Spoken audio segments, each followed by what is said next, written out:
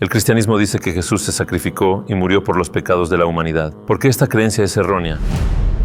Dices que la Biblia y la Torá han sido modificadas. Esta no es una afirmación sencilla para los cristianos. ¿Puedes demostrarlo?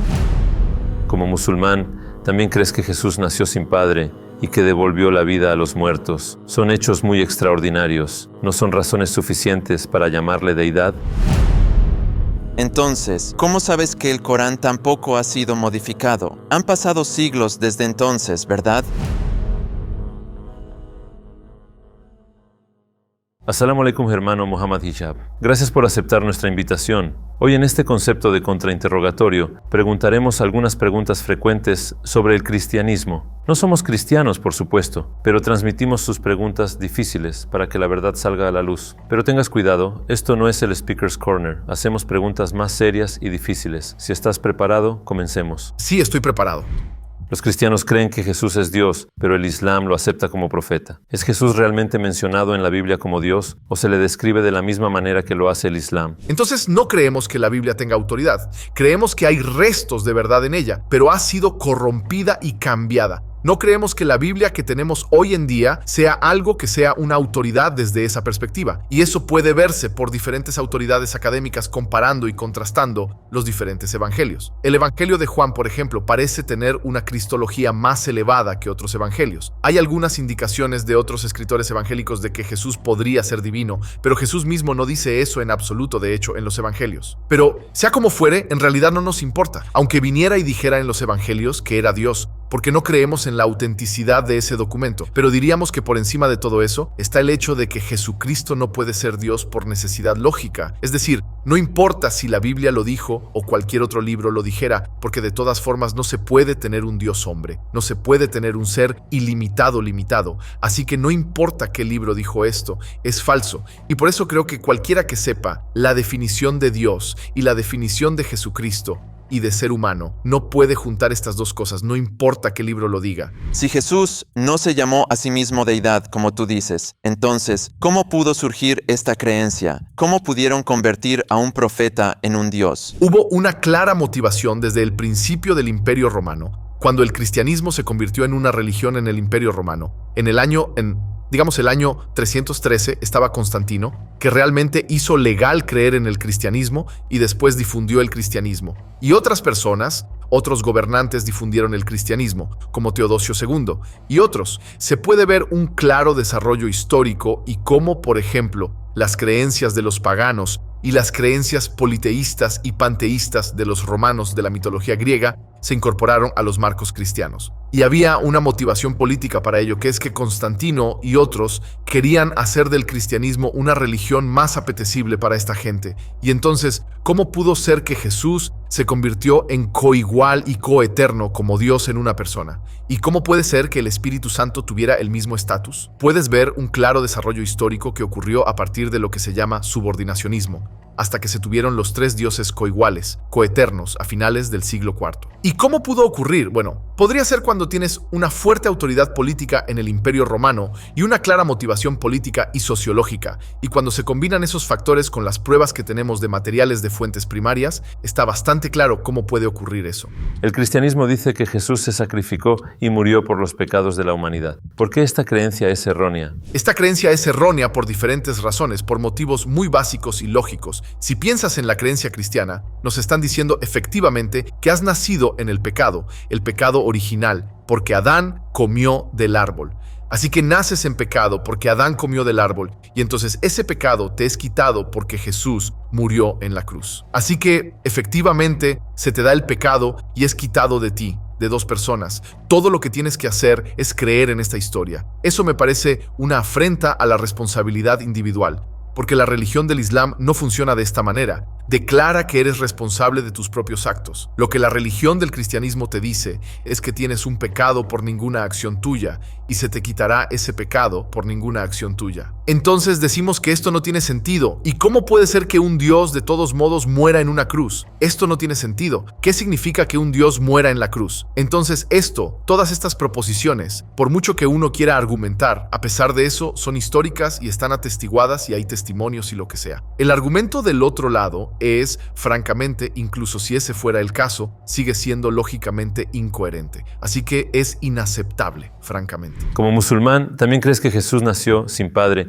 y que devolvió la vida a los muertos? Son hechos muy extraordinarios. No son razones suficientes para llamarle deidad. Después de todo, Alá da vida y quita vida. Es decir, Allah responde a esa pregunta muy directamente en el capítulo 3, versículo 59 del Corán. Inna masala Isa indallahi kamasali Adama khalaqahu min turabin summa qala lahu kun fayakun. Verdaderamente Isa ante Allah es como Adam. Lo creó de tierra y luego le dijo, sé, y fue. Porque el argumento es el siguiente, que si estás diciendo que Jesús es un Dios o el Hijo de Dios porque no tuvo padre, entonces seguramente Adán debería ser un Dios más grande porque no tiene madre ni padre. Y si este es el argumento, entonces el argumento se cae por su propio peso sobre esta base. Pero resucita a los muertos, cura a los ciegos. Todo ello con el permiso de Dios, por supuesto. Alá dice, y con el permiso de Alá. Y se podría argumentar que, francamente, dividir el mar en la forma en que Moisés lo hizo es más impresionante en muchos más sentidos que curar a los ciegos. Porque, francamente, partir el mar, todo el mundo puede atestiguarlo. En cuanto a curar a los ciegos, podría haber un grado de conspiración, que podría ser, por ejemplo, que vemos ahora en muchos de los países africanos. Alguien podría decir, haz como si fueras ciego y entonces te curaré. Partiendo la mar, francamente,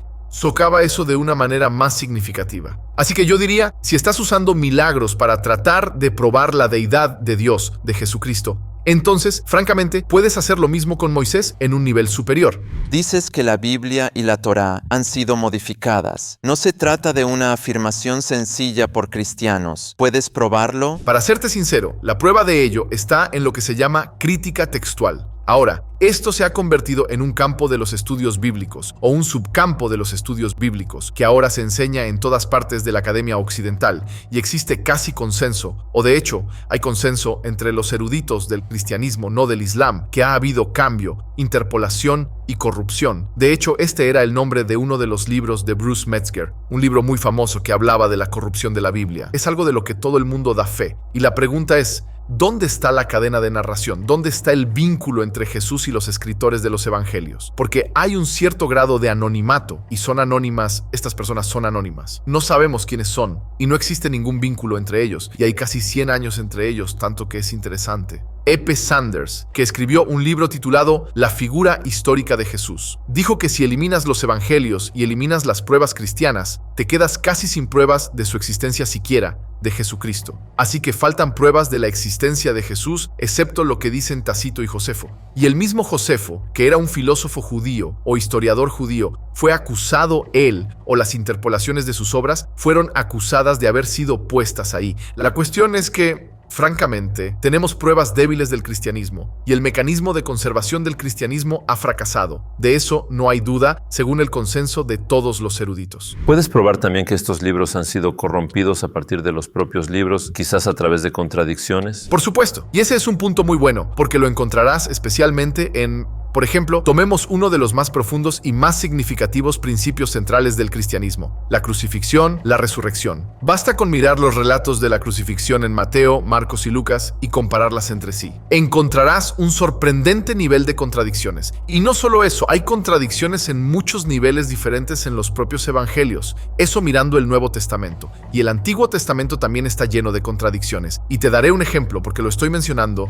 y he leído esto en realidad de William Lane Craig, de todas esas personas. Y lo mencionó, ya sabes, y lo citaré de hecho, o parafraseándole, dijo que si nos fijamos en la historia bíblica en el Génesis capítulo 1, la primera página de la Biblia, estás viendo la primera página de la Biblia, y dice que como sabes, al cuarto día, Dios creó la vegetación, o sea, el sol, Dios creó la vegetación al tercer día y Dios creó el sol y las luminarias en el cuarto día. Entonces Dios creó el sol y las luminarias en el cuarto día. Eso está en el capítulo 1 del Génesis, versículo número 6. Y Dios creó la vegetación, las plantas y todo lo demás en el tercer día. Pero si nos fijamos en el capítulo 2 del Génesis, versículo número 5, se dice, ninguna planta había brotado todavía. Pero ya encontramos en el primer capítulo del Génesis, versículo número 6, que las plantas habían estado allí. Así que era una contradicción si solo pasas la página de la Biblia. Tanto que William Lane Craig dijo sobre esto, que es como si el autor de la Biblia no le importara que hubiera una contradicción. Así de vergonzoso era que incluso uno de los notorios predicadores y eruditos del cristianismo del siglo XXI tuvo que admitir que existe una contradicción y dijo, es como si no le importara. Orígenes de Alejandría, que escribió sobre los primeros principios, uno de los mayores padres ecuménicos de la iglesia, dijo, ¿qué hombre de educación cree en este tipo de cosas? Y este es uno de sus mayores eruditos en los primeros tiempos del cristianismo. Así que hay contradicciones en la Biblia, en el Antiguo Testamento, en el Nuevo Testamento, en todas partes. Y eso es muy fácil de ver.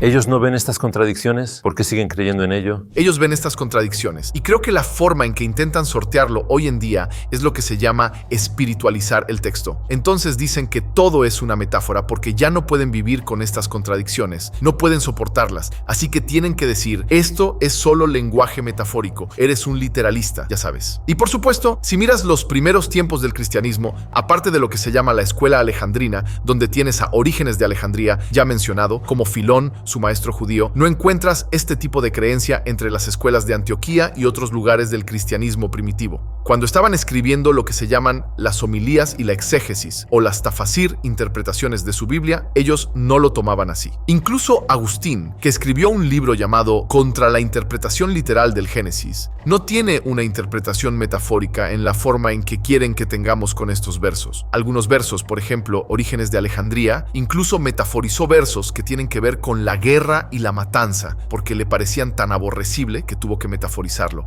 Y entonces alguien como se llama Hanson, refutó a Orígenes en múltiples obras. Pero lo que quiero decir es que la forma en que evitan eso es diciendo que es una metáfora. Dices que la Biblia y la Torá fueron enviadas originalmente por Dios y luego afirmas que han sido cambiadas. ¿Por qué Dios permitiría esto? La razón por la que Dios permitiría esto es porque estas revelaciones particulares fueron enviadas para un pueblo específico y un tiempo específico. No creemos que la Torá fuera enviada para toda la humanidad.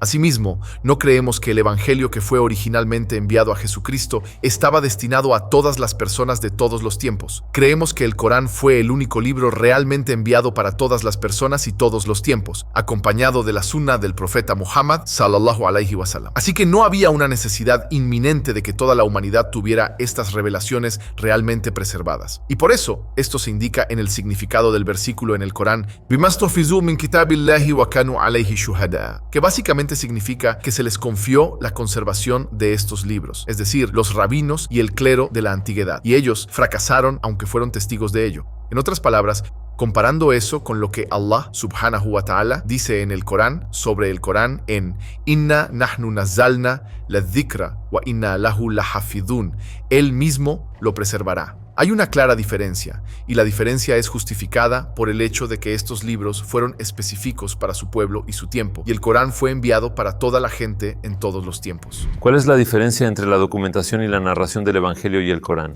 La mayor diferencia que encontrarás es que hay una cadena de narración con el Corán. De hecho, los eruditos del Islam, como por ejemplo Ibn al-Jazari, en su obra muy famosa Tayyibat al-Nashar, dice que para que algo sea considerado como Corán, tiene que cumplir 3 criterios. Número 1, tiene que tener una cadena de narración que se transmite en masa. Número 2, tiene que estar en consonancia con el árabe clásico de la época del profeta Muhammad, sallallahu alaihi wasallam. Y número 3, tiene que estar en línea con la escritura usmánic. Bien, estas son 3 cosas que tienen que suceder. Este es un método triangulado, así que tenemos una cadena de narración. Tenemos la escritura de Usmán. Estas son todas las cosas que tenemos. La lengua árabe, el fusha, el árabe clásico se ha conservado. Bien, estas 3 cosas están ahí. Con el Evangelio tienes 100 años de diferencia, efectivamente, entre 80 y 100 años, sin atestación ni vínculo alguno entre Jesús y estas personas anónimas que supuestamente fueron testigos de Jesucristo. Una brecha de 80 años sin cadena de narración, todo tipo de de manuscritos, manuscritos contradictorios, variantes que se contradicen entre sí. No solo que varían, sino que se contradicen y varían. Y no existía un escrito y ni siquiera tenían una cultura de memorización. Y era una mezcolanza de lenguas diferentes. Es decir, tenías griego y arameo y una mezcolanza de diferentes lenguas. Y el Antiguo Testamento tiene traducciones del griego al hebreo. Así que tenías la Septuaginta, por ejemplo, es una traducción en griego. Se usa para informar de una traducción al hebreo, así que hay un elemento de traducción. Todo eso está completamente ausente y completamente diferente al método de conservación islámico. Entonces, ¿cómo sabes que el Corán tampoco no ha sido modificado? Han pasado siglos desde entonces, ¿verdad? Bueno, mira, si lo piensas, tenemos una cadena de narración, ¿de acuerdo? Volviendo al profeta Muhammad, sallallahu alaihi wasallam. Así que, de hecho, y libros como el de Ibn al-Jazari, Tabakat al-Qurra, nos da los nombres de las personas que transmitieron realmente esta información, uno tras otro, remontándose hasta el profeta Muhammad, sallallahu alaihi wasallam. Así que eso es algo que la Ummah tiene del Islam, que no existe en el judaísmo y el cristianismo, sin duda alguna. Una cadena de narraciones que conecta el Corán de la gente de hoy con el profeta Muhammad, sallallahu alaihi wasallam, directamente. Esto es lo principal. Pero dicho esto, también hay pruebas que lo corroboran. Es decir, ahora tenemos muchos palimpsestos y diferentes folios y diferentes manuscritos. Quiero decir, recientemente hubo un manuscrito que era como prueba corroborante, el manuscrito de Birmingham, que está fechado entre 568 y 665 o algo así. Y eso es dentro de la vida del profeta, sallallahu alaihi wasallam. El profeta, sallallahu alaihi wasallam, murió, ya sabes, en el 632 después de Cristo. Y así que eso fue en la época de la vida del profeta, sallallahu alaihi wasallam. Incluso algunos de los orientalistas, eruditos y cosas por el estilo, se basan en el MHC, el método histórico crítico. Lo aceptaron. Y así tenemos una serie de pruebas diferentes. Tenemos la cadena de narración, tenemos la memorización de la gente, incluso tenemos inscripciones. En los primeros tiempos del Islam, por ejemplo, en Masjid al-Aqsa, hay inscripciones de versículos del Corán en las paredes de Masjid al-Aqsa y cosas por el estilo. Hay inscripciones. Y entonces hay pruebas con datación radiométrica con un grado de 95,6% de veracidad de manuscritos que se remontan a la época del profeta y a su vida. Así que todo eso combinado, quiero decir, creo que es realmente difícil para alguien hacer el argumento de una falta de conservación. Puedes intentar razonar que se han cambiado algunas cosas y cosas por el estilo. Como no musulmán, puedes argumentar lo mismo, pero no tienes pruebas para ser definitivo sobre tal afirmación. Y saben que nosotros podemos ser definitivos sobre creer en la conservación en toda su extensión. Ellos lo saben con certidumbre, mientras que no hay argumento en el aspecto bíblico de tal cosa en absoluto por parte de creyentes y no creyentes. Así que pienso que ellos saben que la preservación del Corán no puede ser comparada con la preservación de la Torá, que solo ha sido codificada 300 años después de Jesús. Quiero decir, considera que hay 1400 años entre la codificación de la Torá y Moisés. Es la misma distancia entre el profeta Muhammad, sallallahu alaihi wasallam, y yo. Así que respecto a los primeros que lo escribieron, había una brecha de 1400 años, y no tienen cadenas de narración como el Islam. Entonces, ¿qué es esto? ¿Comparar los dos? Es increíble que incluso estamos teniendo la conversación. Así que creo que la preservación del Corán no está en absoluto en cuestión. Algunos ateos se preguntan si Muhammad, sallallahu alaihi wasallam, no pudo haber copiado el Antiguo y el Nuevo Testamento y escribir el Corán. Es muy interesante que él, si ese fuera el caso, que él corrigiera todo lo que necesitaba ser corregido. Porque si lo consideras a nivel teológico, la idea de que Dios es uno y todas estas falsas doctrinas de la Trinidad, ni siquiera estoy diciendo que esas estaban en la Biblia, pero sí esas falsas doctrinas de los cristianos no están presentes. De hecho, hay una refutación de esas cosas. No solo que hay una refutación de las cosas que están explícitamente en la Biblia, por ejemplo, el descanso de Dios y este tipo de equívocos teológicos. Alá refuta eso, él confuta tal ideología, pero entonces tienes una gama de nueva información que no podría haber sido conocida por el profeta, sallallahu alaihi wasallam. O la probabilidad de ello sería muy baja, que corrige o añade información a la narración bíblica. Y te daré un par de ejemplos. Por ejemplo, un ejemplo muy sencillo. El faraón dice, Ana Rabbukumul A'la, yo soy tu Señor, el Altísimo. Eso está en el Corán. Te sorprenderá saber que eso ni siquiera se menciona en el Antiguo Testamento. Wayadaraka Walihataka. Había dioses que eran adorados en el Antiguo Egipto. Ahora sabemos que de hecho, gracias a la piedra Rosetta. Y hemos traducido los jeroglíficos en el Antiguo Egipto, la lengua egipcia a la lengua actual. La piedra Rosetta fue descubierta en el siglo XVIII. El profeta, sallallahu alaihi wasallam, no tuvo acceso a esa cultura, a esa civilización y a esa lengua. Sin embargo, sabemos a ciencia cierta que estas personas creyeron a estos agentes. Y luego, para ir más allá, estas correcciones, por ejemplo, en el Antiguo Testamento, tienes a José refiriéndose al líder de su tiempo como un rey, como un faraón. En el Corán se hace referencia a él como un rey. Y según los eruditos bíblicos encontrarás que, por ejemplo, José se sitúa en torno a la dinastía Hiscox. Esa dinastía en particular no tuvo faraones, tenía reyes. Así que estos asuntos precisos, si él los copió,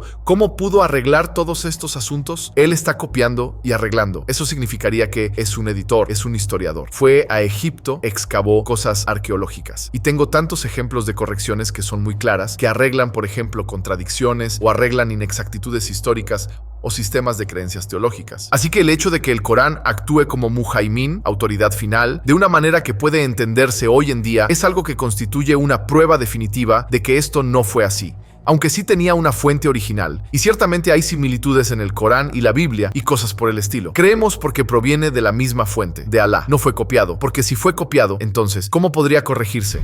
Si todo está tan claro como dices, ¿por qué 2.300 millones de personas siguen siendo cristianas? Ya que no lo dejan, ¿no es posible que vean algo en esta religión? Piensa desde el punto de vista de un cristiano. Me siento bien conmigo mismo. Tengo buenos acontecimientos en mi vida, entonces, ¿por qué debería dejar el cristianismo? La cosa es que puedes tener mucha gente siguiendo lo equivocado, falsedad.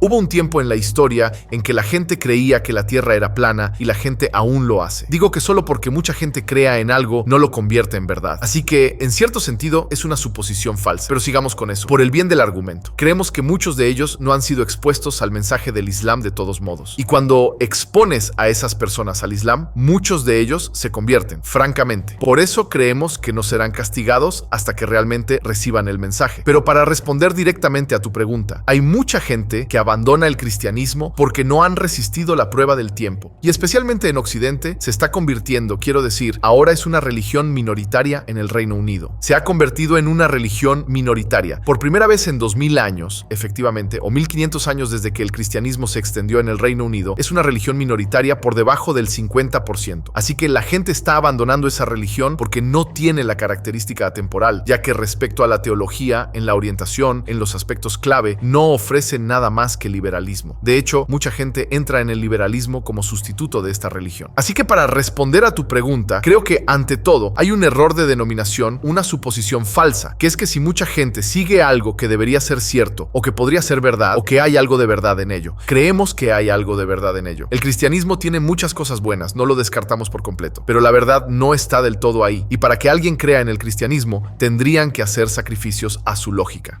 Pero también muchos cristianos, desde la perspectiva espiritual, dicen que me siento más tranquilo cuando rezo a Jesús. Mi oración fue aceptada, mi hijo estaba enfermo y se curó. ¿Cómo explicas esto? Sí, estoy seguro de que, mira, al final del día va a haber gente que diga lo mismo sobre adorar al diablo y el judaísmo o el hinduismo. Habrá alguien que salte en el río Ganges, un hindú, y entra y sale y piensa que eso ha ayudado a su vida de alguna manera. Así que esto nunca puede ser una prueba porque no es demostrativa. Es una experiencia personal. Podrías estar haciendo una inferencia falsa. Podrías estar generando una falsa relación causa-efecto y todo este tipo de cosas. Yo diría que esto no puede ser una prueba que puedas utilizar para demostrar que tu religión es verdadera, sobre todo porque ¿cómo sé yo que estás diciendo la verdad?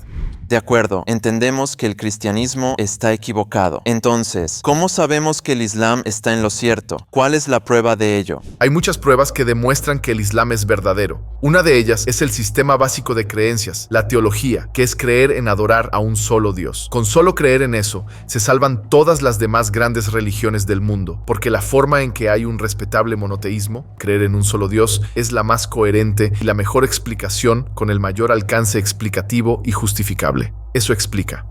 Número 1, nuestra existencia. Número 2, el propósito de la vida. Así que la idea del Tauhid, unicidad de Dios, es en realidad la prueba más contundente. La número 1. Número 2, mira el carácter del profeta, sallallahu alaihi wasallam. Cuando observas su vida, te das cuenta de que el hombre era profundamente auténtico. Y entonces, cuando empiezas a darte cuenta de que este era el receptáculo del mensaje del Islam, el mensaje final, pues eso actúa por sí mismo como una prueba. Pero entonces tienes muchas cosas diferentes. Hablamos de la conservación, la ausencia de contradicciones, el desafío de la inimitabilidad, el desafío del Islam a otras personas a producir algo parecido, lo que es una prueba de falsificación, efectivamente, que proporciona el Islam. Y luego tienes las predicciones del Islam, cosas que afirmamos, y obviamente no podemos cubrir esto en un corto espacio de tiempo, que se han predicho del futuro, como por ejemplo el estado de las economías del futuro, el aspecto que tendrán las infraestructuras en el futuro, etc., que ninguna otra religión o pretendiente a la profecía en la historia del mundo ha sido tan preciso.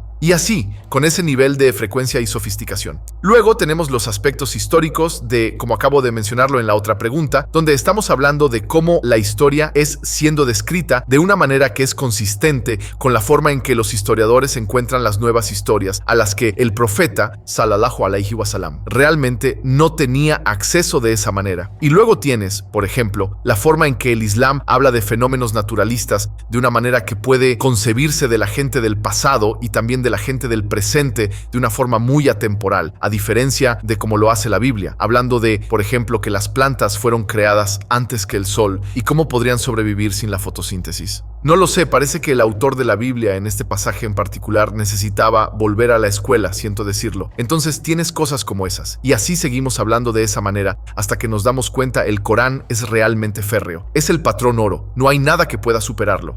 Entonces, ¿cómo sabemos que el Islam es verdadero? Si alguien es sincero y realmente busca encontrar esa verdad con este tipo de evidencias, no hay nada que yo diría con categórica confianza que pueda igualar eso.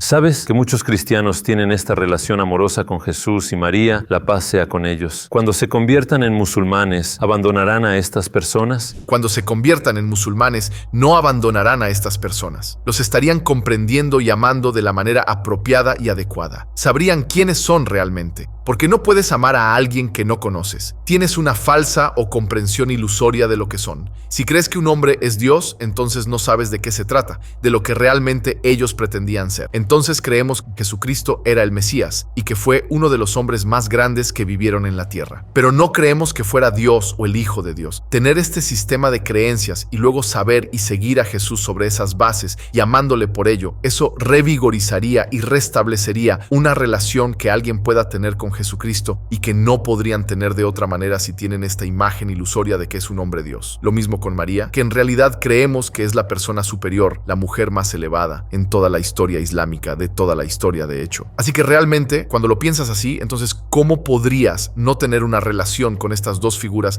que aparecen en el Nuevo Testamento, en las que el cristianismo nos dice que creamos? La diferencia entre el cristianismo y el Islam en este sentido es que el Islam no te dice que no creas en los principales protagonistas del cristianismo, los antiguos profetas, Jesús, María. Sin embargo, el cristianismo te obliga a no creer en el profeta Muhammad, sallallahu alaihi wasallam. Así que lo único que harás es aumentar tu fe y completarla, mientras que con esta tienes que no creer en algo que es tan claro para que el ojo lo vea.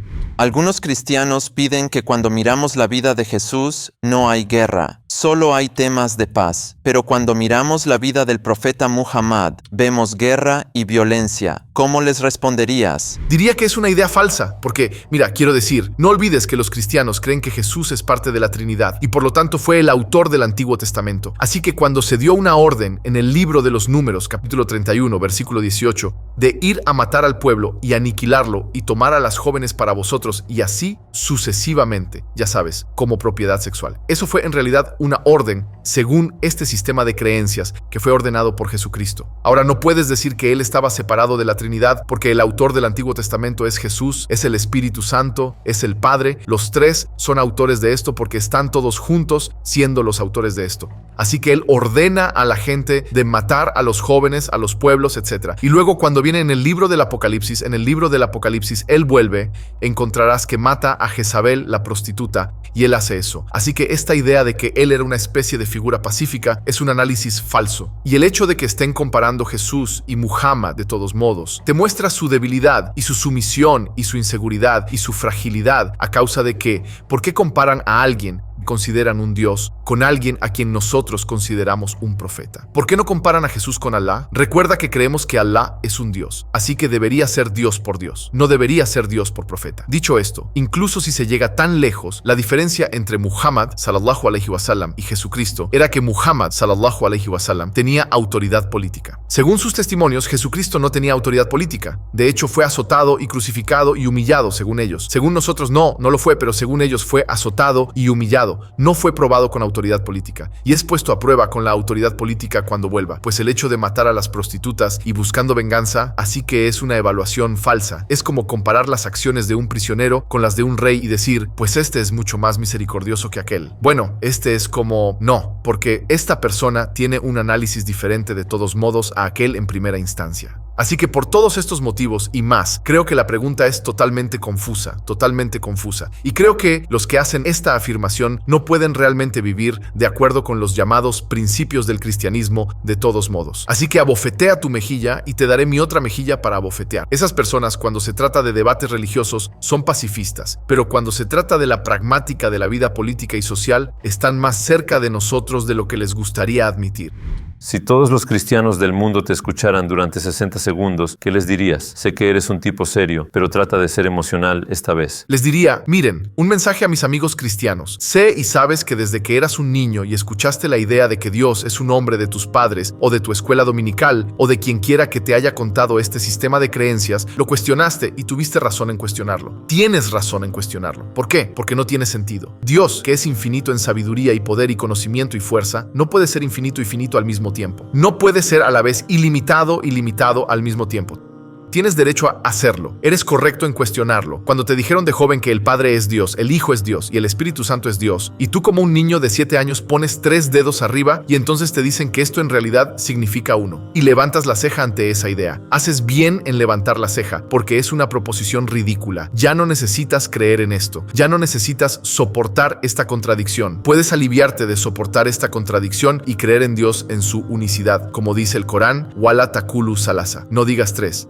Jairan lakum, que solo para. Es mejor para ti y sabes que es mejor para ti, porque entonces no tendrás la disonancia cognitiva, no tendrás la ansiedad, ni la depresión, la frustración, la ira. En realidad, tienes una razón justificada para tener todas estas emociones, pero la única salida es creer en un Dios digno de adoración, un Dios digno de adoración. Y entonces te preguntas, ¿qué religión en el mundo se centra en esto? En negar la Trinidad de la forma en que lo haces. Cualquiera que sea la religión que lo haga de una manera acorde con los profetas del Antiguo Testamento, de lo que dijeron Abraham y Moisés y Jesús, entonces esta es la religión que debes seguir. Piensa en ello. Wa assalamu alaikum wa rahmatullahi wa barakatuh.